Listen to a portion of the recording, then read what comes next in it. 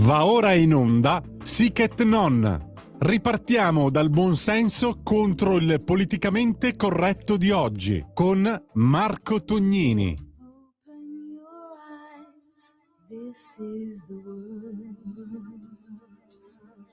Amici di Radio Libertà, Open Your Eyes, aprite gli occhi, nuova puntata di Sic et Non con il sottoscritto Marco Tognini e con voi per stare in compagnia, per analizzare le notizie della settimana e per fare, credo, qualche riflessione, che ci possa aiutare a vivere questi momenti non facili, insomma, tra minacce di guerra e quant'altro. Momenti decisamente difficili. Intanto partiamo con il nostro consueto bollettino di invasione, perché poi il tema immigrazione è purtroppo sempre un tema caldo per le conseguenze che ha sulla nostra società. Io vi ricordo che se volete partecipare, intervenire in diretta, proporre argomenti, commentare, contestare le nostre tesi, potete farlo telefonando allo 02 92 94 72 22 e ripeto, potrete intervenire in diretta. Siete sempre graditi. Dicevo, bollettino di invasione dell'Europa, pur con varie sfaccettature. Diciamo la situazione non è certo delle migliori. La notizia principale che insomma con cui vogliamo aprire è questo sondaggio importante dell'Austria, che sostanzialmente ci riporta verso la Sharia, ci riporta indietro anche come cultura della legge, come stato di diritto di più di 700 anni. L'Islam deve essere più importante della legge nazionale. La pensa così il 41% dei giovani musulmani che si trovano in Austria, secondo un'analisi molto accurata commissionata dalla città di Vienna scusate, e basata su interviste a 1200 persone di età compresa tra i 14 e i 21 anni, quindi i giovanissimi, ripeto, ecco, quindi personalità ancora in formazione, ma evidentemente con idee molto forti già radicate. Stando a quanto riportato da Hoyt, i ricercatori hanno scoperto che il 46% dei giovanissimi musulmani intervistati ritiene che si debba essere pronti a combattere e morire. Inoltre il 65% degli intervistati ha sostenuto che le regole islamiche dovrebbero essere applicate rigorosamente a tutti gli aspetti della vita quotidiana, quindi la Sharia sopra ogni altro tipo di legge o di democrazia. Il sondaggio ha catturato ovviamente l'attenzione della politica, pare che si sia svegliato anche un po' il Partito Popolare Austriaco, forza centrista, che ha parlato di un quadro devastante. Ovviamente il fatto che sostanzialmente i giovani islamici preferiscano la legge religiosa alla legge civile è stato stigmatizzato soprattutto da parte del vero partito di opposizione, dal vero partito poi conservatore che sono i liberali della FPÖ. È da decenni che avvertiamo di questo, siamo stati insultati e calunniati per questo. Ora la Sharia è radicata in Europa, ha scritto su X l'eurodeputato Harald Wilimski, che è amico personale di Matteo Salvini e capodelegazione appunto dell'FPÖ al Parlamento europeo, quale membro appunto dei patrioti, ecco. Comunque, secondo l'Ufficio federale di statistica austriaco, fin dal 2021 l'Islam era la religione di minoranza più estesa in Austria, praticata al momento dall'83% della popolazione totale, ma in grande ascesa. Negli ultimi anni nel paese c'è stato un grande dibattito politico sull'integrazione dei musulmani e nel 2025 comunque il Parlamento austriaco ha ratificato il divieto di indossare il velo islamico a scuola per le ragazze di età inferiore ai 14 anni, una cosa che è stata proposta anche nel nostro paese, ma qualche partito centrista, forzista, diciamo, si è messo un po' in mezzo. Ma in Lombardia, devo dire, Le forze come la Lega, ma anche Fratelli d'Italia, sono invece più, diciamo, più propense a questa, diciamo, a questa mossa, a questo provvedimento. Vedremo come, andrà a finire. Di certo è finito il tempo di essere, diciamo così, alla mercé degli eventi, ma bisogna agire. E che bisogna agire lo dicono, le eurodeputate del Carroccio, soprannominate da Il Giornale addirittura le Tre Valchirie. Stiamo parlando di Silvia Sardone, vice segretaria del Carroccio, ma anche Susanna Ceccardi e Anna Maria Cisint, che hanno presentato sostanzialmente un piano, un dossier per mettere un freno all'islamizzazione nel nostro paese. Si va dal permesso di soggiorno a punti al divieto di indossare il velo appunto sotto i 14 anni, stretta anche sul burqa e sui minori non accompagnati. È un dossier di oltre 50 pagine, appunto presentato, diciamo, così, presentato in pompa magna direttamente a Roma, dopo le polemiche, diciamolo pure, per qualche candidato scomodo scappato alle segreterie territoriali. La Lega direi che torna a fare la Lega, ecco, come dice anche il giornalista Fabio Rubini su Libero. Sostanzialmente c'è la richiesta anche agli alleati in quest'ultimo anno di governo, insomma, di accelerare sulla questione migratoria, ma anche religiosa, per i problemi appunto che pone la compatibilità difficilissima con il mondo islamico. Ci sono quindi un mix di proposte, ma novità normative nelle intenzioni delle proponenti che dovranno diventare presto legge. Il tutto è diviso in 8 capitoli con varie tematiche. Si parte ovviamente dalla necessità di regolamentare le confessioni religiose che non hanno firmato un'intesa con lo Stato italiano, e non lo fanno sia perché non c'è una gerarchia chiara, non c'è una scuola degli imam, non c'è un'autorità appunto gerarchica che possa controllare tutti, perché sono frammentati in varie sette e quant'altro, ma soprattutto perché, appunto, come abbiamo ascoltato prima, c'è la prevalenza teocratica della legge religiosa su tutto il resto, sulla legge civile, diciamo. Ecco, non c'è date a Cesare quel che è di Cesare. No, non è previsto per l'Islam, che è l'unica grande religione monoteistica appunto a non avere questa intesa. Si prevede l'istituzione di un registro degli enti e dei ministri di culto, un sistema sanzionatorio per i predicatori radicalizzati, molti sono stati espulsi in questi anni, con pene che prevedono il carcere e l'interdizione dai pubblici uffici. A queste misure vanno aggiunte poi quelle riguardanti gli abusi edilizi, i famosi centri culturali che poi diventano abusivamente luoghi di culto, o quelle sulla trasparenza dei finanziamenti, soprattutto quelli che arrivano dall'estero. Voi sapete, c'è questa, come dire, questa opacità sui fondi che poi a volte arrivano da stati sovrani, a volte arrivano chissà da quale situazione. La elemosina islamica è obbligatoria, la cosiddetta zakat, una sorta di decima, però spesso può venire usata per finalità anche diciamo estremistiche. Poi ci sono i capitoli che riguardano il velo. Innanzitutto si chiede di modificare la norma che regola il giustificato motivo, che permette di indossare in pubblico il velo integrale, e viene introdotto un nuovo reato che è quello di costrizione all'occultamento del volto, che riguarda la difesa, la sfera dei diritti negati alle donne. C'è la questione del divieto assoluto di non indossare, scusate, qualunque tipo di velo per le bambine sotto i 14 anni, e insomma, per dare anche una migliore formazione e integrazione per bambini e adolescenti. Gli altri capitoli, sarò brevissimo, riguardano invece i minori stranieri non accompagnati. 2 le proposte.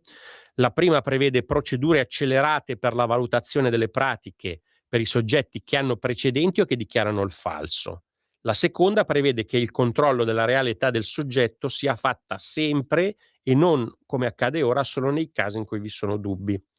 Torna in campo anche la proposta del permesso di soggiorno a punti.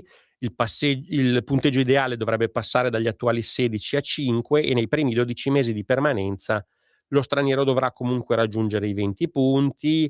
Se i comportamenti dovessero farlo scendere sotto i 15, il permesso di soggiorno verrebbe ritirato automaticamente. Serve una razionalizzazione del sistema di riconoscimento della cittadinanza, di accesso al cosiddetto status di lungo soggiornante e diciamo che poi dà l'immediato accesso, per esempio, ai diritti sociali, con un grave onere per le finanze pubbliche, lo abbiamo sempre ribadito, e poi le varie norme che mirano a contrastare l'islamizzazione nelle scuole e le iniziative che gli istituti mettono in atto per far conoscere l'Islam agli studenti, che però poi diventano sostanzialmente iniziative di promozione religiosa e non tanto di promozione culturale. In conclusione, per le 3 eurodeputate, lo Stato non può restare in silenzio davanti alla sistematica violazione delle nostre leggi e dei nostri valori perpetrata da chi porta in seno il germe del fondamentalismo islamico. Il massimo rispetto per chi professa una religione diversa dalla nostra, ma non possiamo tollerare derive diverse, fondamentaliste, in contrasto con i valori di dignità e di libertà che nella nostra società sono riconosciuti a tutti i cittadini. Ecco, questo è un po' il punto che vi abbiamo proposto e che comunque trovate sui quotidiani di oggi. Abbiamo una telefonata, la facciamo passare subito. Pronto? Ciao, chi sei, da dove chiami? Buongiorno dottor Tognini, sono sempre la solita Lisetta. A lei, buongiorno. Allora, delusione dall'Austria naturalmente, però oggi io mi fermo in Italia perché volevo parlare, dottor Tognini, sui fondi per la messa in sicurezza, cioè sono stati penalizzati i comuni virtuosi, come al solito, per questo che io volevo l'autonomia, cioè spero di non essere la sola. Allora, dottor Tognini, i comuni virtuosi sono stati penalizzati gran parte delle risorse, sono finite al sud, tanto per cambiare. E ha detto così il direttore di ANCI Veneto Carlo Rapicavoli.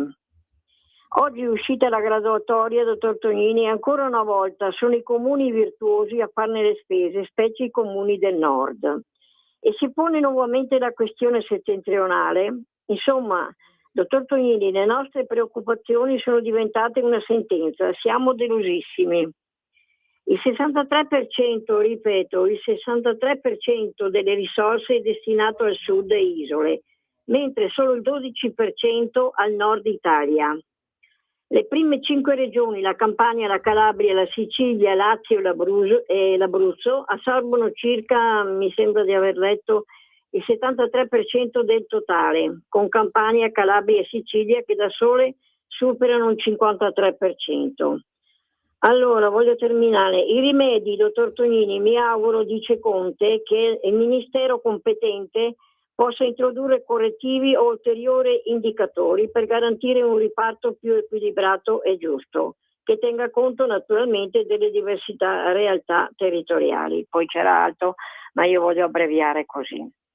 La ringrazio e buona giornata anche a lei. Sì, buongiorno. Allora, ho rivisto poi la notizia, fa parte di un fondo, statale, ma anche di gestione dei fondi europei, che basandosi sulla spesa storica, ovviamente poi, quindi il solito criterio della spesa storica, sostanzialmente penalizza quei comuni che invece hanno i conti a posto. Ne hanno parlato appunto diversi consiglieri regionali, parlamentari, diciamo, soprattutto esponenti dei comuni del nord, perché per esempio su un totale di 1,4 miliardi, faccio un esempio, alla regione Veneto appena 16,6 milioni. È una scelta che, come sempre, attraverso questo principio sbagliato, colpisce colpisce i comuni virtuosi e quindi quasi sempre le amministrazioni del nord. Si sta lavorando perché vi sia un criterio di equità, perché purtroppo su ogni questione purtroppo abbiamo degli arretrati molto, molto pesanti. Ovviamente si prosegue su questa situazione. Io so che comunque il ministro degli affari regionali sta seguendo questa partita, e bisogna ovviamente raddrizzare la barra. La Lega lo ha sempre detto. Oggi non è che perché la Lega è un partito di dignità e di contenuti nazionali deve cambiare invece quella richiesta di equità che è sempre venuta dai territori, e questa richiesta di equità, di pari trattamento, di pari dignità, soprattutto a fronte di un lavoro fatto negli anni, e comunque di una prosperità che nessuno ha trovato, come dire, sugli alberi, ma che è frutto ovviamente del lavoro di generazioni. Ebbene, in questo caso la partita è seguita con grande attenzione. Abbiamo un'altra chiamata, la passiamo subito in onda. Ciao, chi sei, da dove chiami? Sì, pronto, buongiorno, io sono Fabrizio di Sabbio Chiese. Buongiorno Fabrizio. Allora, sì, buongiorno a lei. Allora, sulla questione del velo islamico e di tutte quelle che sono le caratteristiche pessime di questa religione che ci siamo importati, quello che voglio dire io, allora, la legge per vietare il burqa non l'abbiamo ancora fatta, mentre è stata fatta in Svizzera e, come ho capito adesso, anche in Austria hanno vietato il velo alle ragazzine fino a 14 anni. Allora, questo qua era uno dei punti fondamentali del programma leghista e del programma della destra al governo. Adesso arriviamo che manca meno di un anno alle elezioni e pensiamo di imbastire un discorso del genere. Sicuramente le sinistre in Parlamento faranno di tutto per non farlo passare, e non si capisce il motivo, visto che le femministe, quelle famose, sono tutte dalla loro parte. Questo qui andava fatto subito, perché io le telefono da una zona della provincia di Brescia, dove se lei va a vedere i bambini che stanno andando all'asilo, deve pensare che sono ormai tra il 30 e il 40% certo. Della popolazione qua. Questo vuol dire che tra 20, 25 anni, 30 anni avremo qui una presenza di musulmani che fa paura. E noi ci siamo importati anche popolazioni del Nord Africa che hanno una cultura islamica più radicale di quelle che ci sono in altri paesi. E questi qui stanno importando un modo di vivere che è deflagrante per la nostra società. Allora bisogna muoversi velocemente, non aspettare l'ultimo anno del mandato elettorale del governo per fare questo. Questo andava fatto subito, perché io quando vedo la Sardone o la Sigin che in queste condizioni continuano a denunciare queste pratiche, io mi chiedo, ma tutti gli altri parlamentari cosa fanno? Cioè, sono questi i segnali che si dà alla popolazione se poi si vuole cambiare qualcosa e si vogliono rivincere le elezioni? Perché io in 4 anni ho visto peggiorare queste cose. Qui ci sono i pakistani che le loro donne non le vedi mai. Ci sono i marocchini che sembrano i più evoluti, o gli egiziani, che le loro donne non parlano neanche l'italiano, non hanno intenzione di impararlo. Abbiamo i Maranza dappertutto che sono contro i ragazzi italiani, e i nostri ragazzi vivono questo disagio. Allora vogliamo muoverci o vogliamo che fra 20 o 30 anni l'Italia che conosciamo non esista più? È quello che chiedo io. Grazie al nostro amico. Ti prego, resta collegato. Adesso abbiamo un attimo di pubblicità, ma ti rispondo subito dopo. Grazie. Stai ascoltando Radio Libertà, la tua voce libera, senza filtri né censure, la tua radio.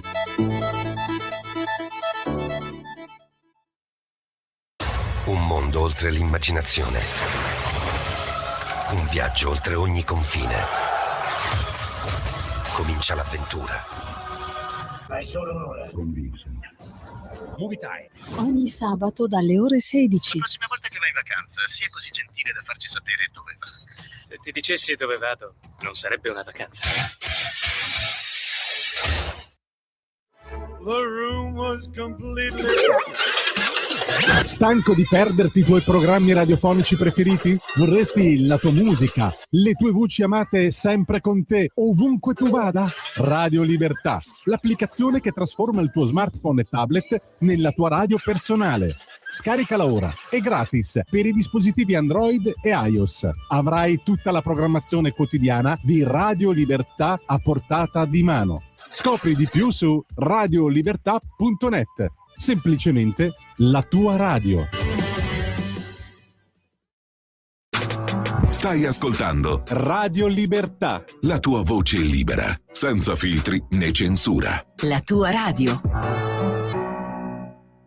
Di nuovo in onda, Sic et Non, Marco Tognini con voi. Si parlava di burqa, di velo islamico, di divieto del velo, soprattutto per i minori e quant'altro. Il nostro ascoltatore che è intervenuto prima, giustamente ha posto delle domande tutte estremamente corrette, ha ragione, come si suol dire, da vendere. Io aggiungo solo delle delle piccole notazioni, poi so che abbiamo un'altra telefonata, quindi chiedo di avere un attimo di pazienza. Allora, è reale, c'è una legge già nel nostro paese che vieta, sul territorio italiano, che vieta, diciamo, di mascherarsi, ma comunque con questo giustificato motivo di cui si parlava prima, sostanzialmente la giurisprudenza poi permette, consente di fatto l'uso.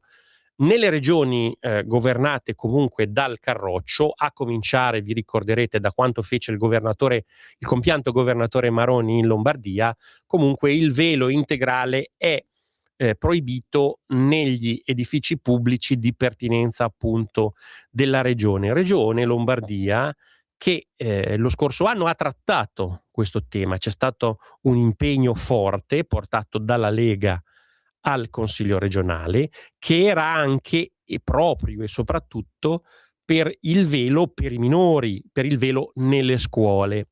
Quella parte di mozione è stata cassata e non votata da un partito di maggioranza. Quel partito si chiama Forza Italia. Quel partito deve prendersi le sue responsabilità e deve capire da che parte stare. Io qui mi fermo, ma sappiate che comunque anche in Lombardia su questo si è fatto molto, si continua ad andare avanti. Se pensate che i decreti sicurezza che si potevano fare in pochi mesi, insomma, pensate tutto il tempo che ci è voluto, è perché qualcuno deve sempre contrattare, inserirsi e evidentemente non è facile muoversi in questo modo. Abbiamo un'altra chiamata. Pronto? Ciao, chi sei, da dove chiami? Se sono io, buongiorno dottor Tognini, sono Luciana Savona. Buongiorno carissima Luciana, felice di sentirti. Senti, io a proposito di tutti questi musulmani che si vogliono candidare alle prossime amministrative, sì, mi ero posta una domanda dicendo: ma io sapevo che se gli islamici non si uniformano a tutte le altre confessioni religiose, cioè devono firmare l'intesa con lo Stato italiano, no? Certo. Ecco, non dovrebbe, ecco, aspetta, l'ho scritto qua, all'articolo 8 della Costituzione, tra l'altro, gli islamici non hanno diritto a godere del riconoscimento giuridico ufficiale italiano. E quindi che cosa pretendono se ancora non hanno fatto questa benedetta firma? Perché non vogliono integrarsi assolutamente, questa è la dimostrazione. Però dico, cioè, secondo me nessuno deve pensare di aprire questo varco a questi signori che purtroppo non hanno nulla a che vedere con l'Occidente, con le nostre usanze. Ecco, era solo questo, perché non ne sento parlare da nessuno di questo benedetto articolo 8. Bisognerebbe avvisarli che è inutile che si propongano e che oltretutto magari ci sia anche qualcuno della nostra parte che accetta la loro candidatura o gli dà una mano. No, assolutamente no. La Lega non vuole questo ed è l'unico modo per tenerci ancora un po' lontani prima della degenerazione totale. Grazie. Grazie. Grazie alla nostra ascoltatrice, sempre molto paziente anche nell'ascoltare, e la ringrazio. Allora, innanzitutto diciamo, ecco, come avevo spiegato, è fondamentale non solo per partecipare al famoso riparto dell'8 per 1000, ma comunque per avere un pieno riconoscimento dallo Stato e quindi, diciamo, essere legato poi a tutto il resto, per esempio anche ai piani regolatori, alla pianificazione territoriale. Perché in un piano delle attrezzature religiose di un comune dovrebbe poter partecipare una religione che di fatto è paragonata a una setta?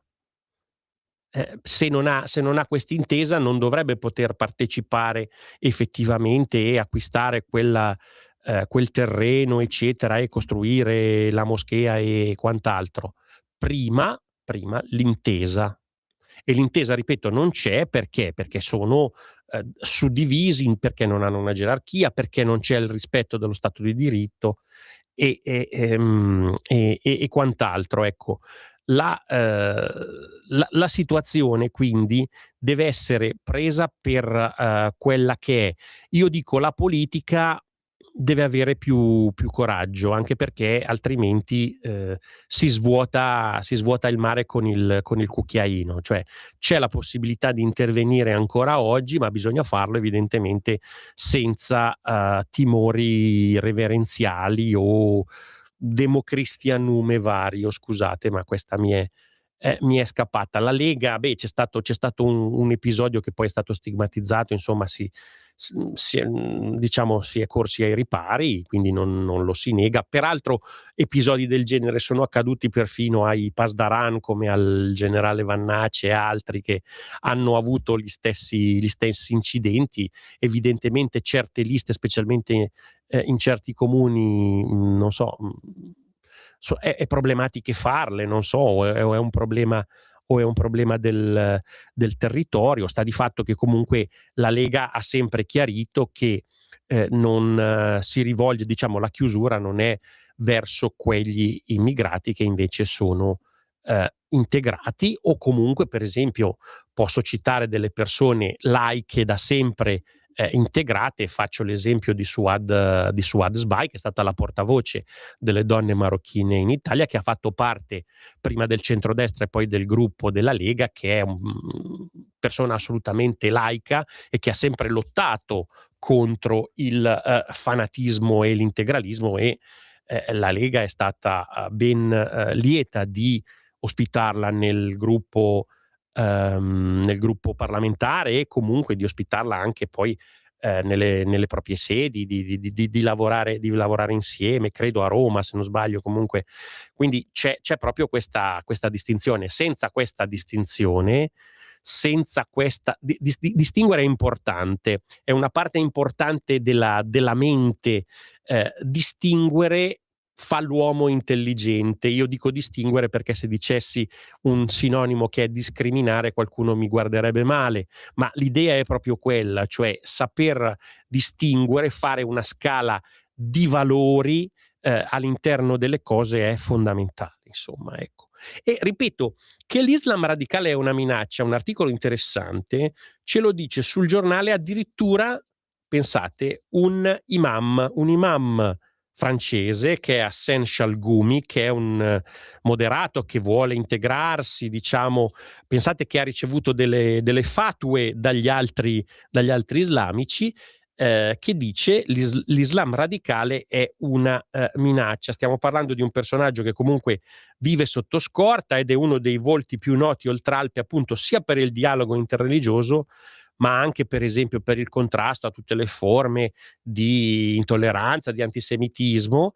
Ha difeso la libertà, si sente un membro della Repubblica francese, parla di valori democratici europei, ne ha pagato il prezzo e vive da quasi 20 anni sotto protezione della polizia. Ha subito minacce di morte, aggressioni, tentativi di intimidazione. Perché? Perché sostanzialmente dice: distinguiamo il lato civile dal lato religioso. Il pericolo dell'Islam radicale, appunto, dice questo importante personaggio, è una delle principali minacce per l'Europa. L'islamismo non è una semplice deriva religiosa, dice questo signore che è un imam, vi ripeto, ma è un progetto ideologico e politico che mira a distruggere le società dall'interno, a dividere i popoli e a creare società parallele. Alcune nazioni si sono risvegliate e hanno compreso la posta in gioco: proteggere la propria popolazione dall'Islam radicale, dall'Islam politico e dai fratelli musulmani, quindi l'organizzazione anche più importante, più visibile.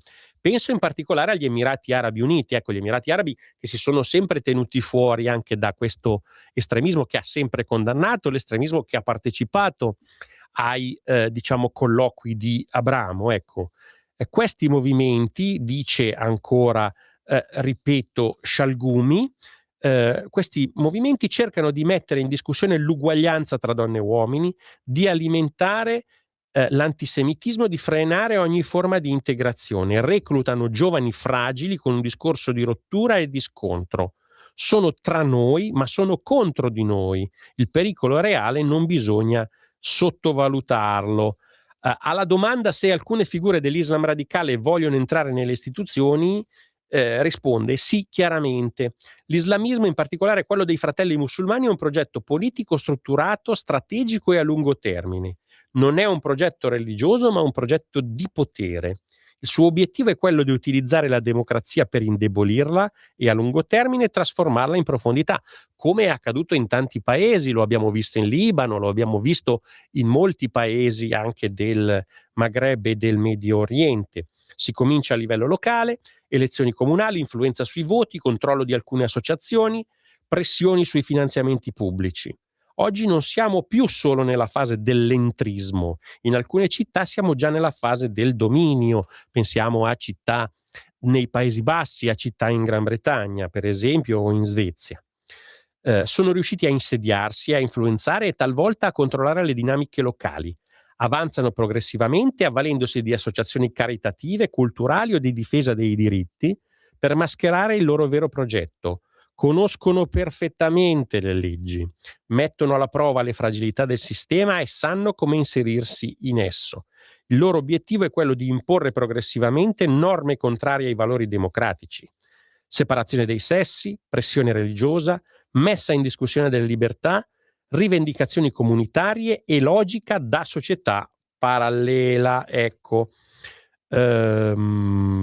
Quindi, ripeto, un'intervista molto molto interessante a fronte, ripeto, di un'emergenza, di una pressione che è sotto gli occhi di tutti. Io mi sono segnato alcuni episodi di questa settimana. Ieri, per esempio, vedevo questo episodio di cui hanno parlato molto, di Terni, il marocchino che ha massacrato la moglie perché veste all'occidentale. Dopo 48 ore di fuga è stato riconosciuto, aveva strappato il braccialetto elettronico e colpito la donna, ripeto, la moglie, ora in condizioni gravissime, con martellate al cranio. Un'altra coppia islamica, stiamo parlando di Macerata, infieriva sulla prole di 15 e 9 anni, non seguivano il Corano alla lettera, cinghiati ai figli per ogni infrazione alle regole religiose, anche legati e imbavagliati. Quindi, insomma, non stiamo parlando del buffetto, della correzione paterna o fraterna, ma stiamo parlando proprio di un sistema del terrore. E quindi bisogna svegliarsi, bisogna muoversi. Ci sono ovviamente polemiche. I governi di sinistra, nonostante le grandi critiche che avete sentito in questi giorni al governo, a Giorgia Meloni, a Matteo Piantedosi, a Matteo Salvini, le conosciamo le loro ricette, conosciamo le loro ricette che portano solo più morti in mare e più soldi pubblici regalati alle loro cooperative, operazioni fallimentari o quasi come Frontex sono costate 5 miliardi e mezzo, col governo Renzi solo di prima accoglienza 10 miliardi e oggi ci parlano di 200 milioni per le spese in Albania, ma questi sono folli, sono matti. Tra l'altro c'è stata questa ultima fake news che ha fatto riferimento a delle dichiarazioni del ministro degli esteri albanese, per cui dopo il 2030 non ci sarebbe il rinnovo di questo accordo che prevede i CPR in Albania. Diciamo che il premier albanese di Rama su questo è stato categorico: dura finché vorrete. Quindi diciamo questa intesa, direi che fa parte anche, secondo me, di un modo di accreditarsi con l'Unione Europea da parte dell'Albania, quindi è nel loro precipuo interesse intervenire. Ecco, questo è un po' il discorso. Terminiamo la nostra trasmissione. Vorrei leggervi delle brevi righe per quanto riguarda una situazione sempre molto chiara, che è quella dei delinquenti extracomunitari che, come ben sapete, sulla stampa, comunque nei media mainstream, non hanno mai nome e nazionalità. Pensate, per un accoltellamento a Milano, il mattinale della questura riporta tutto: nome completo, età, nazionalità, luogo, arma e dinamica. Ma l'articolo sul quotidiano del giorno dopo dice solo un uomo di 28 anni, un uomo di 30 anni. Una rapina a Roma, il rapporto delle volanti è completo, ma l'articolo restituisce solo un cittadino straniero. La nazionalità c'era, ma annegata nel generico. Il dato arriva in redazione intatto, ma esce mutilato. Non è la polizia che lo nasconde, è il giornalista che taglia, e non è un caso. È un protocollo, si chiama Carta di Roma. Prescrive ai giornalisti di evitare riferimenti a nazionalità, etnia, religione degli autori di reato quando non strettamente rilevanti, di non usare termini che possano suscitare allarmi ingiustificati, di non alimentare associazioni indebite tra immigrazione, criminalità e diciamo illegalità. Ma chi stabilisce cosa sia strettamente rilevante, cosa sia ingiustificato, cosa sia indebito? Il protocollo stesso, quindi un circolo perfetto. Nasce questa situazione dal 2006, voi sapete l'inchiesta poi sulla strage di Erba, dove prima ci fu diciamo la condanna a Marzuc, poi ai coniugi Romano, con tutti i dubbi che comunque restano ancora oggi. La risposta però fu sproporzionata al danno.